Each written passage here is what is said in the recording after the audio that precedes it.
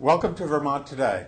I'm Terry Gerolman, and my guests this month are Marcia Mason and Paul Hood. We're going to talk about beliefs, and our beliefs concerning a supreme being. You know, one of the big things about Quakerism is that truth is always evolving. What is true for us today, and we will say, this is it, well, 5 years down the road with more information and more experience, then all of a sudden it shifts.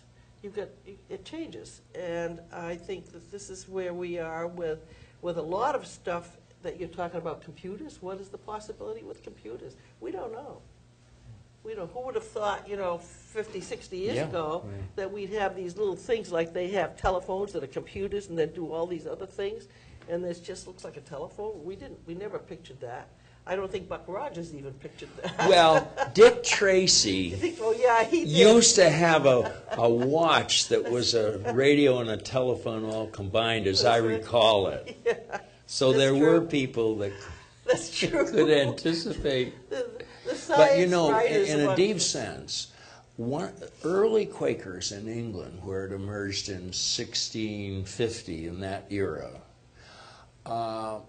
believed that each person had that touch with the divine, and that that the Bible had just been translated into English around 1600.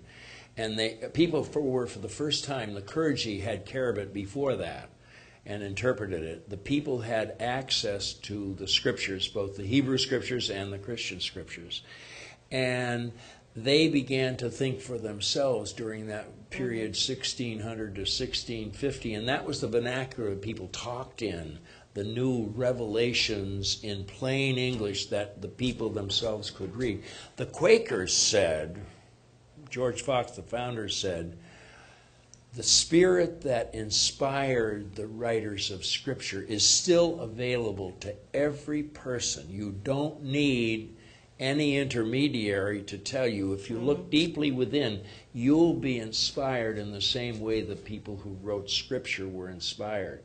It's called continuing revelation, continue opening and revelation of the truth. And this was such a radical idea. It took away power from the King of England.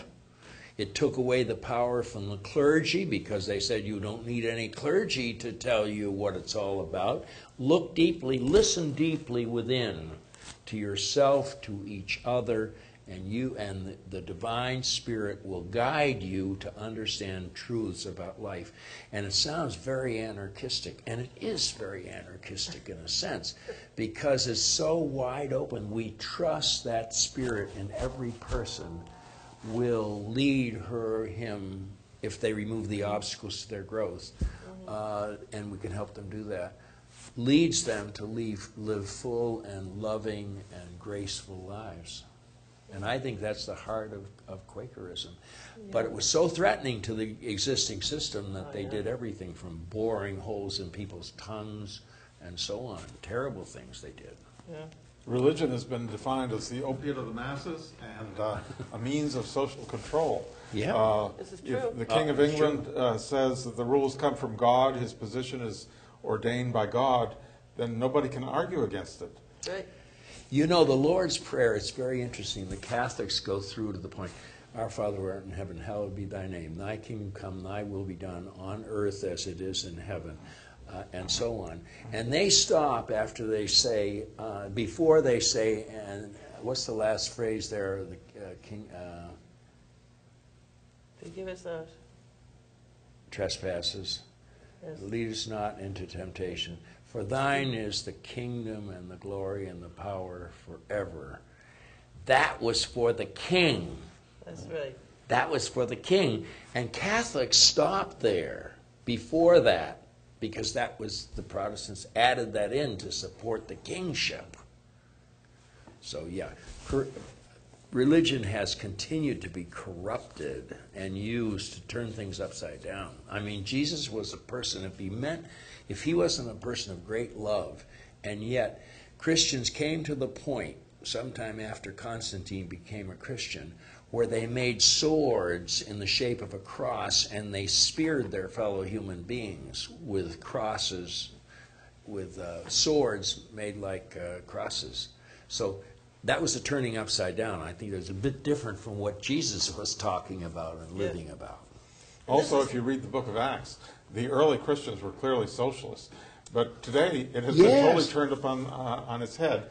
And Christianity is used to justify capitalism and the inequitable distribution of wealth. Because we say a person is rich because God made him rich. Yes. Therefore, he's justified in being Well, rich. also, you know, early Quakers and the rise of capitalism occurred early in the 17th century. And Quakers were very honest. Honesty is one of our testimonies. And when they had a store, you know, in the old days, you sent a child to the store, and the storekeeper would get as much money out for a loaf of bread as possible. When the Quakers came along, they wanted to have one price for things. So a loaf of bread was 2 cents, 3 cents, whatever it was in the 17th century.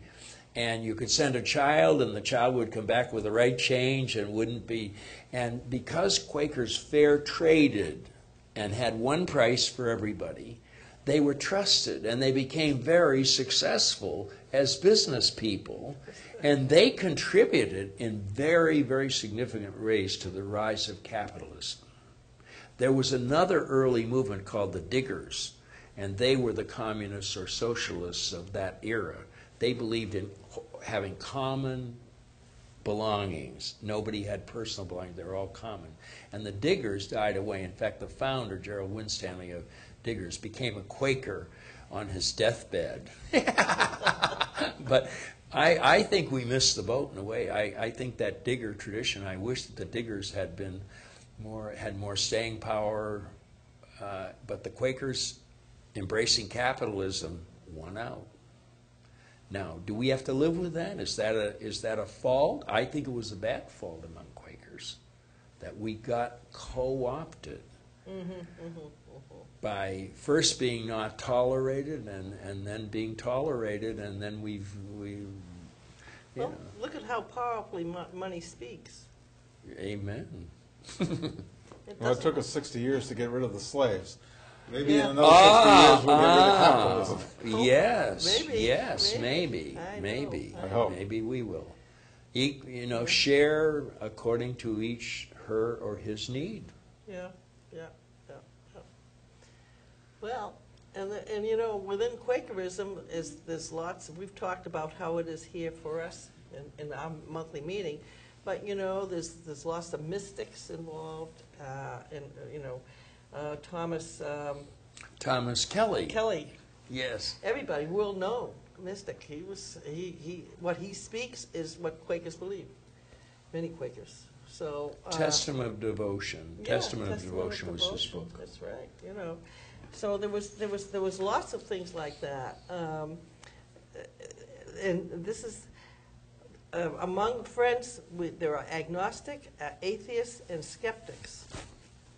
Now, this is mostly in what we call the unprogrammed, more liberal aspects of Quakerism, because Quakerism goes way over to the other side to fundamentalists and people who believe literally in the Bible, every word, and who don't mind, you know, a just war, et cetera, and each end says how can, and then of course on this side, the liberal side, we believe that gays have the right to have a full life, and that couples have a right to decide how many children and if they should have children or if they should abort a child or whatever. And these people are just, you know, it just, the two extremes, and I think lots of religions have those extremes, except they don't talk about them as much as we do. But what I'm talking about here is mostly in the unprogrammed, which are mostly along this coast. And here in Burlington, we're unprogrammed liberal. Unprogrammed and liberal, right. But it's interesting because you and I have been going to yearly meetings, the annual gathering of Quakers throughout New England. The 6 states, yeah. The 6 states. Yeah. And Well, that's all for this month. Thank you for joining us. I hope to see you again next month for another show of Vermont Today.